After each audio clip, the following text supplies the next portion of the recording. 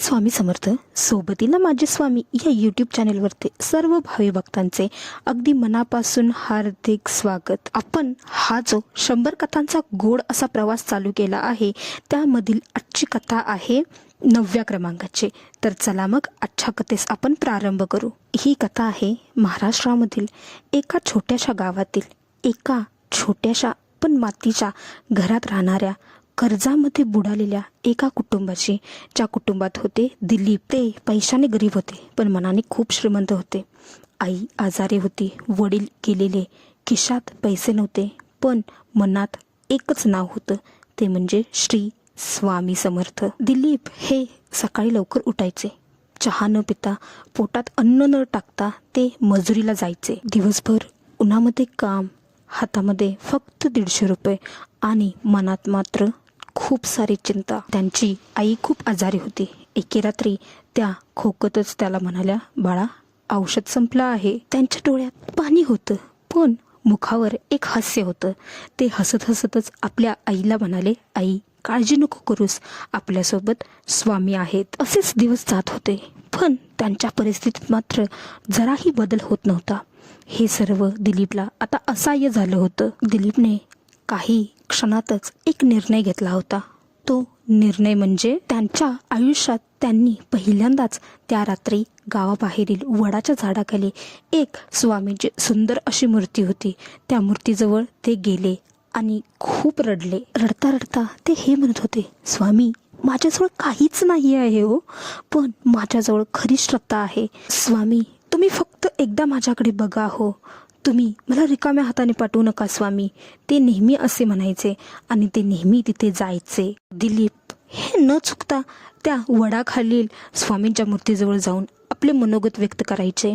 ते म्हणायचे, स्वामी तुम्ही मला साथ द्या, स्वामी तुम्ही माझ्याकडे एकदा बघा, स्वामी माझ्या प्रयत्नांना यश द्या। अशा प्रकारे ते नेहमी स्वामींजवळ गयावया करायचे।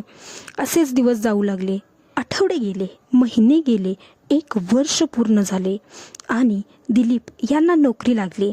1 वर्ष पूर्ण झालं होतं नोकरी लागून, पण उपयोग काहीच झाला नाही, कारण त्यांचा पगार जो होता तो 1 वर्ष थांबलाच होता।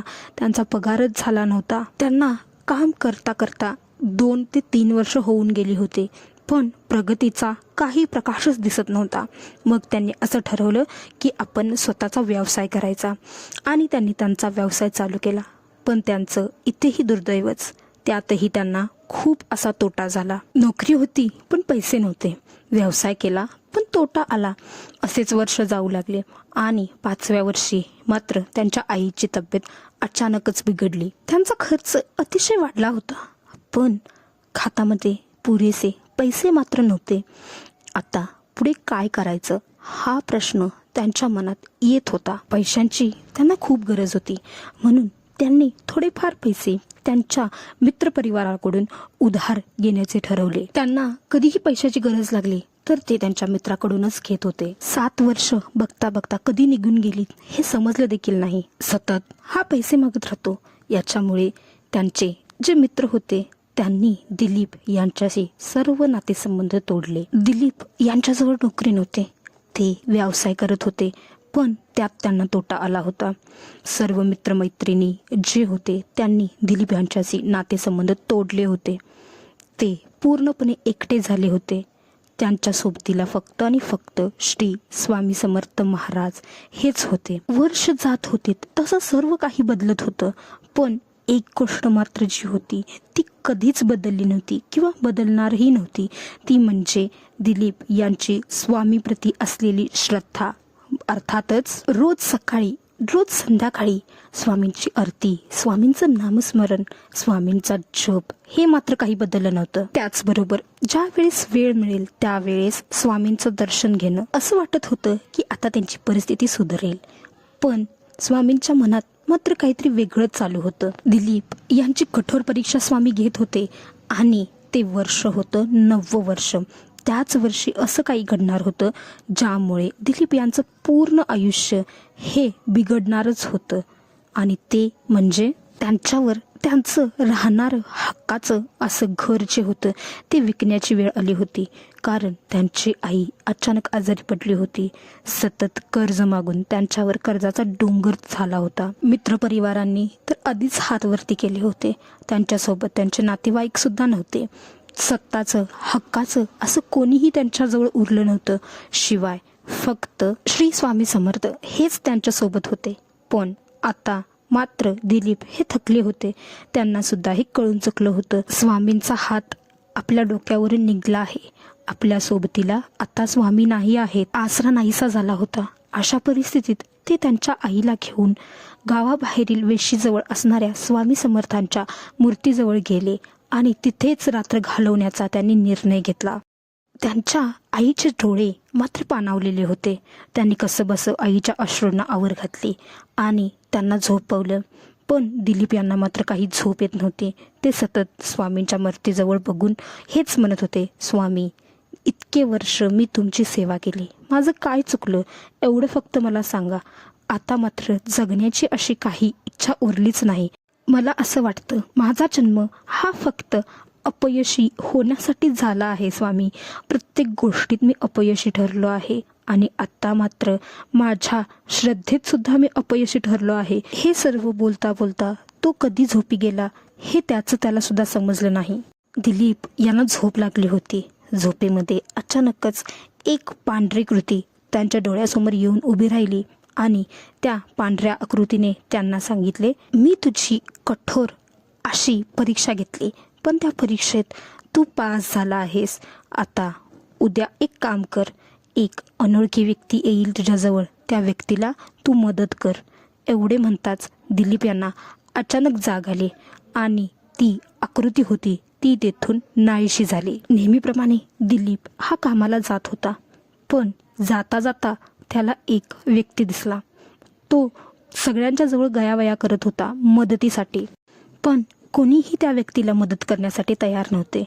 पण दिलीप मात्र त्या व्यक्तीजवळ गेला आणि विचारले, काय झालं आहे, काही मदत हवी आहे का तुम्हाला? त्यावर तो व्यक्ती म्हणाला, हो, मी खूपच अडचणीत आहे, माझी तुम्ही मदत करा. यावर दिलीप म्हणाला, हो नक्की, काय काम आहे एवढं सांगा मला. त्यावर तो व्यक्ती म्हणाला, माझी गाडी बंद पडली आहे आणि इथे कोणी मेकॅनिक आहे का ती चालू करून देण्यासाठी? त्यावर दिलीप म्हणाला, अहो कशाला दुसरं कोणी शोधताय, मी तयार करून देतो तुमची गाडी. त्यावर दिलीपने त्यांची गाडी तयार करून दिली. तो माणूस खूपच खुश झाला आणि दिलीप यांना विचारलं, तुम्हाला काय देऊ मी याच्या बदलात? दिलीप म्हणाला, मला काही नको, मला फक्त तुम्ही आशीर्वाद द्या. हे ऐकताच ती व्यक्ती समजली हा परिस्थितीने नडलेला माणूस आहे.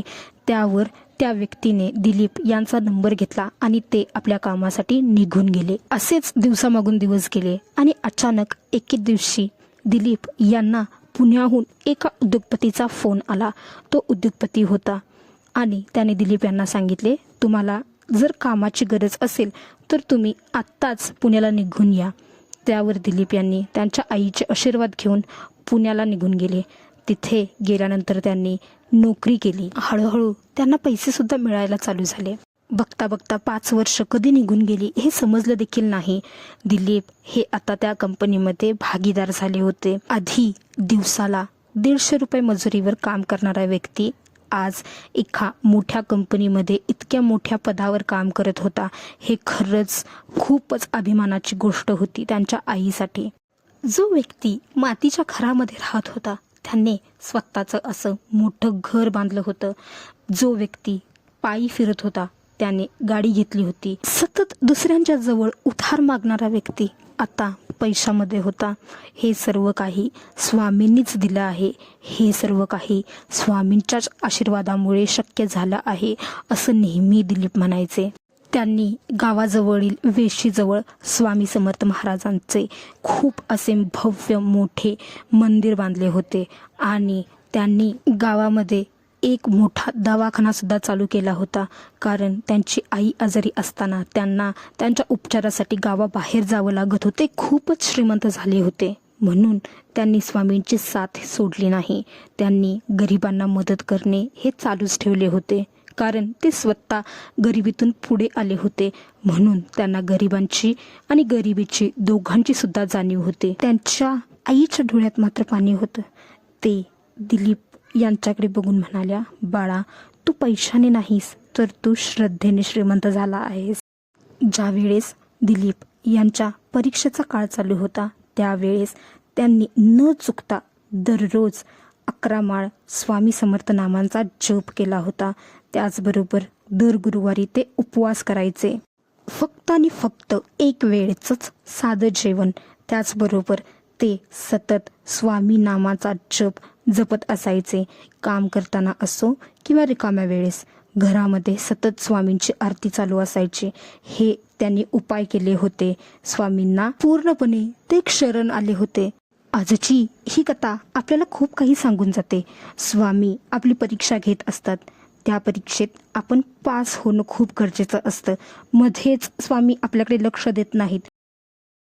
माझी भक्तीच कुठेतरी कमी पडते, यामुळेच स्वामी मला साथ देत नाहीत. या सर्व गोष्टीमध्ये आपण न अडकता आपण जे कर्तव्य करत आहोत त्याच्यावरच आपलं लक्ष असलं पाहिजे, हेच या कथेतून समजतं. दिलीप हे 10 वर्षांच्या परीक्षेत एकदा सुद्धा हरले नाहीत. तर मग तुम्ही आपण काय आहोत? स्वामी हे परीक्षा घेत असतात, ते आपल्याला समजलं पाहिजे.